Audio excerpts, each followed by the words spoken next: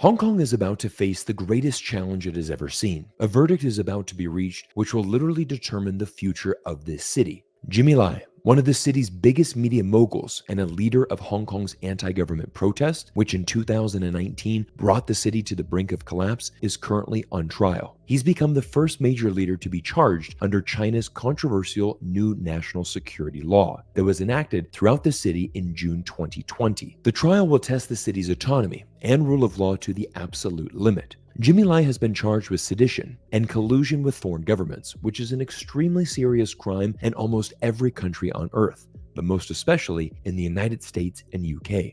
Despite this, Western media and governments have blasted it, claiming it's a politically motivated sham trial conducted in a kangaroo court, and that Jimmy Lai is an innocent victim who's being targeted by the Chinese government simply because he criticized them. They've asserted that Jimmy Lai is a peaceful freedom fighter who's defending Hong Kong's democracy against an evil China hell-bent on crushing the city's spirit and bringing it under their full totalitarian control. More broadly, the Hong Kong protests, which garnered worldwide attention, have consistently been called peaceful and pro-democracy by the West. But is this mainstream narrative telling the whole truth? Or is there more to the story that we're not being told? In today's video, I'm going to reveal the truth about Jimmy Lai and Hong Kong's rule of law. Make sure you watch until the end, where I'll reveal the brutal reality behind the Hong Kong protests and what the national security law has actually done to the city. Today's video is a special episode, so buckle up and let's jump right in. Whether or not you sympathize with Jimmy Lai, it's ironic that virtually all mainstream Western media have condemned the sedition and collusion charges as bogus, because it is in fact widely known in Hong Kong that Jimmy Lai has not only long promoted sedition against China, but also repeatedly called on the US to directly intervene and liberate the city from China. Think I'm exaggerating? In July 2019, Jimmy Lai literally traveled to Washington, D.C. to meet face-to-face with top U.S. officials from the Trump administration, including Vice President Mike Pence, Secretary of State Michael Pompeo, and National Security Advisor John Bolton, who rolled out the red carpet despite Jimmy Lai holding no government position. Jimmy Lai pleaded for the U.S. to support him and other prominent Hong Kong seditionists and directly intervene in Hong Kong's affairs. Here he is on that trip telling the U.S. to join his movement and interfere more in Hong Kong. We are the only place in China, a tiny island in China, which is sharing your values, which is fighting the same war you have with China. We are on your side, sacrificing our life, our freedom, everything we have, fighting this war in the frontier for you. Should you support us? This is something that America has to know. Not only supporting us, but use your moral authority in this Cold War to win this war in the beginning. Yeah. Because they have nothing. And you have the nuclear weapon. You can finish them in a minute. Did you get that? Jimmy Lai pleaded for the U.S. to join us in our common war against China and intervene in Hong Kong and to use its moral authority to win, as if we still had any. Most disturbingly, he even asked the U.S. to threaten China with nuclear annihilation, saying that you can finish them in a minute. But this is just the beginning. Jimmy Lai also used his media empire, Next Digital, specifically its newspaper, the Apple Daily, to publish his radical views on a mass scale. At one point, Apple Daily was the most read newspaper in Hong Kong, demonstrating the tremendous power Jimmy Lai wielded and frankly misused to further his agenda. This also included spreading racist propaganda about mainland Chinese, such as this infamous newspaper ad which portrays mainlanders as locusts invading Hong Kong. This is frankly almost indistinguishable from the yellow peril propaganda that the West peddled over 100 years ago, such as this American flyer from 1878 which portrayed Chinese as a swarm of invading insects. Jimmy Lai was also a member and the brains of the Chuangguang team, literally meaning liberation team, whose ultimate goal was to bring down the Chinese government and cause political and economic chaos. It's hard to forget the many images of Hong Kong protesters waving countless US flags and literally pleading to the US to liberate Hong Kong. And it's not like the US government hasn't responded. At the height of the protest, several US senators, including Ted Cruz, Josh Hawley, and Rick Scott, personally flew to Hong Kong to show their support for the rioters. What's more, U.S. lawmakers Chris Smith and Jeff Markley, who chair the Congressional Executive Commission on China, demanded the Hong Kong government release more than 1,000 political prisoners, including Jimmy Lai, and even nominated Jimmy Lai for a Nobel Peace Prize. The craziness simply continues. Miles Guo, an exiled corrupt billionaire from mainland China living in New York City, has made actual live streams where he's standing next to Steve Bannon, the White House's former chief strategist, and directing the protesters live, sending them commands and instructions about where they should go next. Incidentally, Miles Guo has since been charged by US federal authorities with serial fraud, including defrauding his thousands of online followers out of over $1 billion. Of course, all of this culminated in the US government passing the Hong Kong Human Rights and Democracy Act in October 2019, which vaguely stipulated that the US would sanction mainland Chinese and any Hong Kong officials considered to be responsible for human rights abuses in Hong Kong. Clearly, all of these shenanigans and interference by the US government constitute a direct threat to China's security and sovereignty. I mean, can you imagine if the shoe was on the other foot? Just imagine for a second if a powerful American media mogul deliberately worked with a state hostile to the US, someone like Russia or China, and repeatedly asked them to interfere in US domestic affairs and help overthrow the US government. Or would the US ever allow campaigners for independence from Puerto Rico, Hawaii, or other US territories to meet with foreign leaders to advance their agenda and undermine US authority? Let's be realistic. The US wouldn't tolerate this for a second, and the perpetrators would be punished to the full extent of the law. Tom Foudy, a British political and international relations analyst from Oxford University, adds the crucial point that Western countries are in fact often much harsher in their punishment of this kind of activity. In Western countries, people are often prosecuted for collusion on far less a premise, or even on the premise of total paranoia, as we've seen with last year's Westminster Chinese spy scandal in the UK Parliament. The UK has increasingly hardened its laws on the prosecution and jailing of violent activists. For example, a large number of Stop Oil and other climate activists have been imprisoned for paralyzing public infrastructure or other forms of disorder and vandalism, some of them even for years. In the US, the police have no qualms about even using violent force to suppress disruptive protests at a far larger scale than what was seen in Hong Kong. In which case, why is this acceptable in Hong Kong? Just because it's under the banner of freedom and democracy? The foreign collusion of Jimmy Lai is not in fact a secret, a conspiracy theory, or paranoia, but is very much in the open. The hypocrisy is frankly ridiculous. However, the height of hypocrisy is how Western governments have continuously preached press freedom to Hong Kong and passionately demanded that Jimmy Lai be released, all while remaining hell-bent on destroying Julian Assange because he exposed Western war crimes and corruption. To be honest, you can't find a bigger double standard and example of hypocrisy from Western governments. But let's address the main elephant in the room now. Frankly, most Westerners still sympathize with Jimmy Lai regardless of his crimes because Western media has persistently told us that his political movement is peaceful, just, and pro-democracy. They've told us that Beijing is 100% in the wrong and that the new national security law is draconian and led to the end of Hong Kong as a free and open society as we know it. But I'm going to present three crucial facts which will shatter this narrative and which Western mainstream media has never told you. Number one, virtually every country on earth has a national security law of some sort to protect itself from the gravest threats to its stability and sovereignty. And the one that China has imposed on Hong Kong is relatively mild compared to those in most Western nations. If that sounds crazy to you, here's a simple fact which will probably shock most Westerners. Over 2 years after the national security law came into force, Hong Kong still ranks higher than the US on the latest rule of law index from the World Justice Project, which is the world's leading source for original, independent data on how robust the rule of law is in every country. Let that sink in. The United States, which has long preached to the world that it is the shining example of rule of law and freedom, ranks lower in this category than Hong Kong. And if you think the World Justice Project has been bought or paid off by the Chinese government, consider that it gave mainland China a far less flattering score. I've linked this incredible report in the description below. What's more, China's national security law for Hong Kong actually explicitly stipulates in Article 4 that the freedoms of speech, of the press, of publication shall be protected in accordance with the law. By contrast, the UK, which has strongly condemned China's national security law, just enacted its own National Security Act last year and contains no such protections. Number two, the US and UK have repeatedly accused China of breaking its promise to keep Hong Kong separate and independent from the mainland until 2047, in accordance with the Sino-British Joint Declaration of 1984 and the principle of one country, two systems. However, the inconvenient truth never mentioned by Western media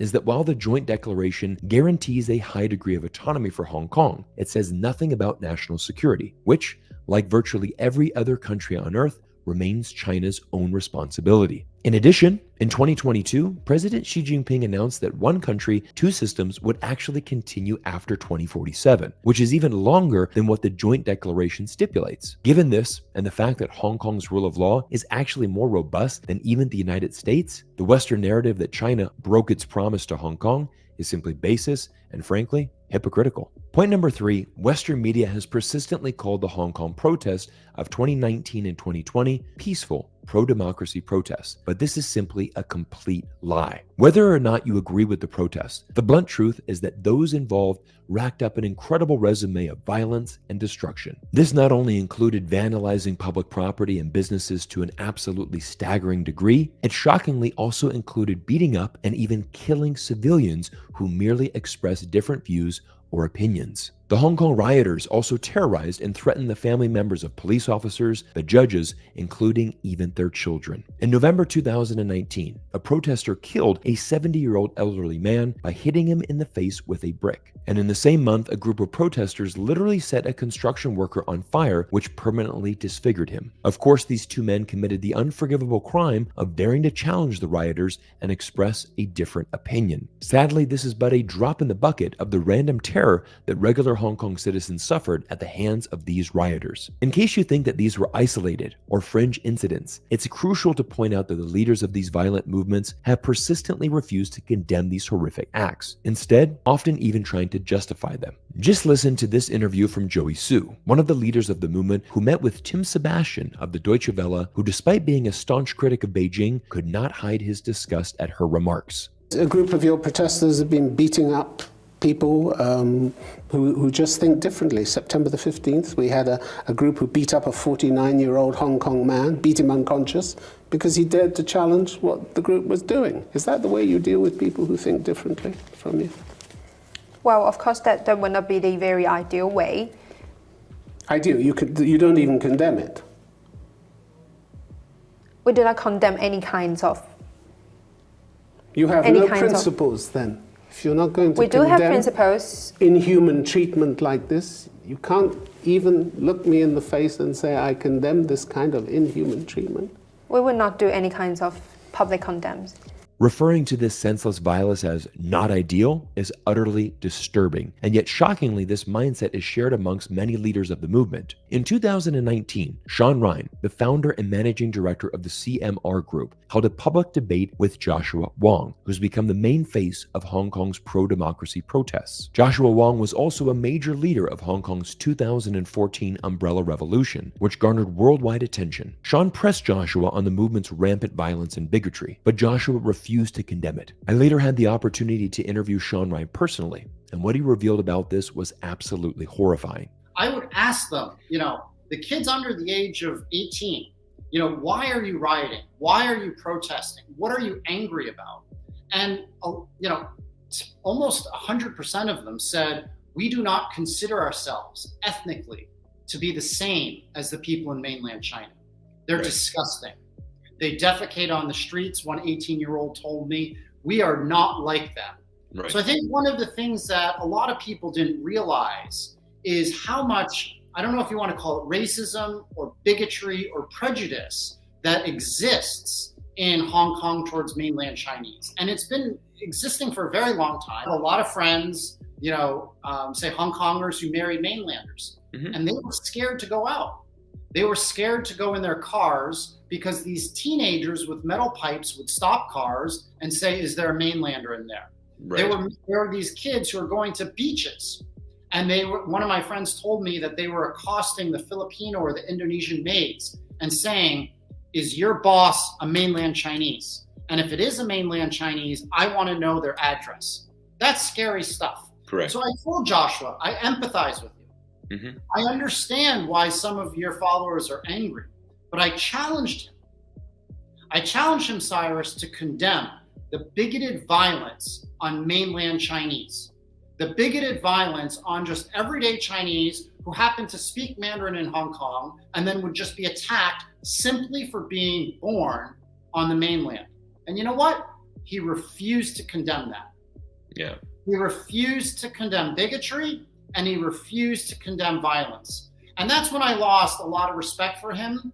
And that's when I lost a lot of respect for a lot of the protesters, because it was clear that they were no longer just trying to protest against bad political policies. It wasn't just they were trying to get better governance or better representation. This was clear, a mob mentality of anger and racism coming together. But if you're somehow still not convinced, then take it from probably the most authoritative legal figures there could possibly be on this issue. Enter Grenville Cross, who is a King's Counsel, one of the highest honors lawyers can receive in the Commonwealth nations. He has been closely involved with Hong Kong's legal system for over 45 years, including as the city's first director of public prosecutions for over 12 years after the British handover to China in 1997. Similar to the US, the UK government decided to interfere in Jimmy Lai's trial by denouncing Hong Kong's legal system and calling the trial a politically motivated farce, and demanding that Jimmy Lai be immediately released. Mr. Cross did not take kindly to these allegations, which prompted him to send an open letter to the UK's Prime Minister, Rishi Sunak, just this past January. In it, he details just how destructive and violent the rioters actually were. Under Hong Kong's basic law, the city was entrusted by Beijing to enact its own national security laws.